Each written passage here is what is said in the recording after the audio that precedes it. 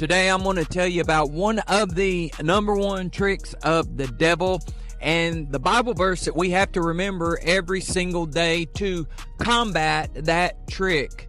I'm Chaplain Reese, and hopefully today I can say something to inspire you and encourage you to be all that you can be for the kingdom of God. There is a powerful quote, and if you just watch this part of the video, I want you to hear this, but I'm going to share a lot more with you. There's a powerful quote that I read that sort of woke me up the other day. You know, I've had it on cruise control in times past. A lot of times in times past, I've had it on cruise control. Just like a year and a half, 2 years ago, my wife was working, I was working, kids were in school. It was just, we were getting plenty of money. We could go out to eat. We could enjoy ourselves. We could take a vacation a year, have fun. We had everything that we needed. But I wasn't everything that I needed to be. I weighed 230 pounds. I was out of shape. I was out of touch. I was doing too much scrolling on my phone. I wasn't challenging myself. And even though I'm a hospice chaplain and I live for God, I was not challenging myself in the ministry.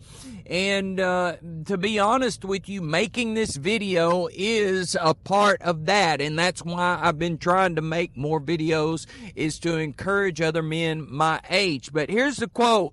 Man, if I can get it to quit. I don't have time, folks, okay? So that's why I'm doing this, and that's what this video is about. It says, this is your sign to go all in. I live on a curvy road. I need to quit rambling. Okay, here's the quote. This is what I want you to get. You can turn it off after this if you're not interested in hearing the rest that I have to back this up and personal experience. This is your sign to go all in. It might take 6 more months or even 6 more years, but the time will pass regardless. Why not make it count? That's it right there. The time is going to pass regardless. Why not make it count? 5 years down the road, you need to look at yourself and see exactly where you're going to be. What if the next 2 years of your life look exactly like the past 2 weeks? Your procrastination, your prayerlessness, your inability to lead your family, your laziness to not go to the house of God and worship or witness or whatever it is. What if the past 2 weeks is like the next 2 years? What if they're the same? Well, more than likely, if you don't make a change in your life, they are going to be the same.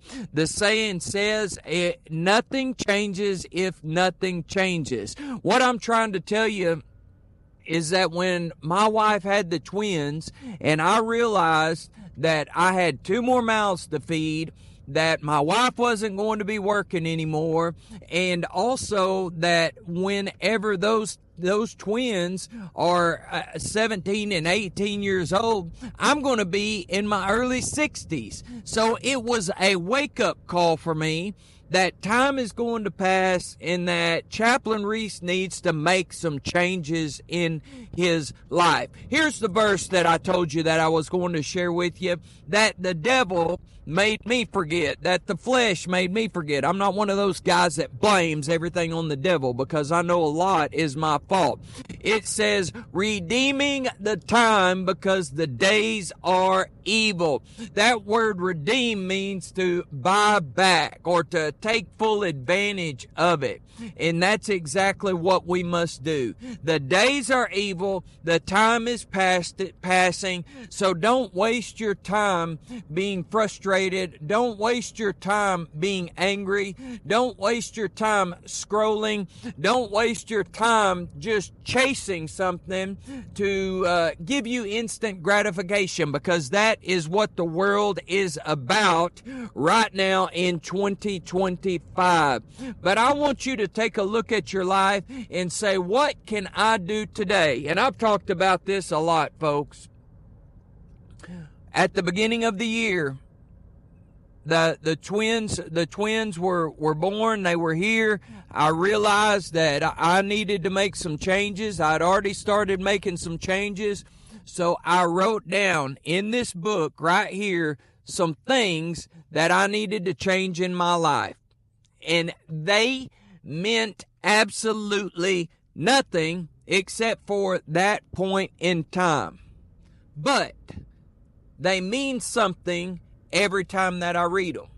Just the way that the devil, the world, whatever, whoever you want to blame for your laziness or sluggardness, whatever, just as that happens, you forget the goals that you have and the things that you set and the desires that God puts in your heart.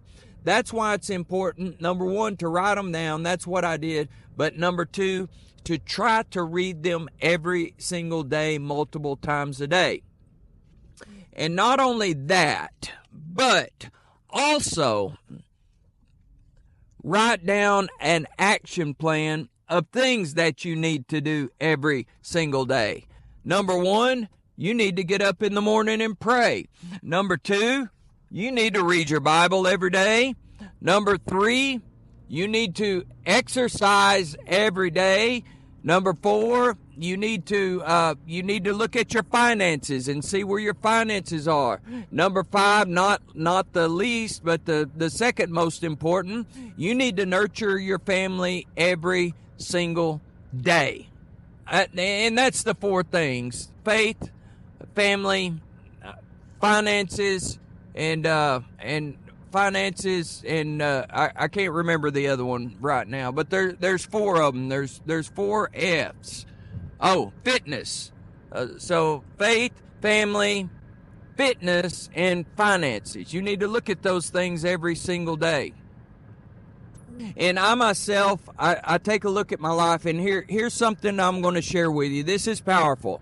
So a year and a half ago, I got started, somebody introduced me into real estate investing, a way that you can get in with no money and start investing in real estate. I went in it hardcore, and I made just a lot of money, not a whole lot of money, but way more money than I make at my regular job in just a short amount of time. And it was amazing because I was hustling. I was working my 40-hour-a-week job, and I'm not blaming everything on my twins. I love my twins, and I'm so thankful that God blessed us with twins.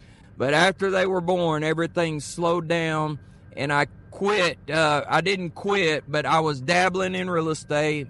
I was doing my job. I was taking care of the twins. I got 5 other children. And I teach Sunday school. I preach at my church sometimes. I got all this stuff. And in doing everything, I really wasn't getting anything done. So, in the past year, I haven't made any money in real estate. But listen to this.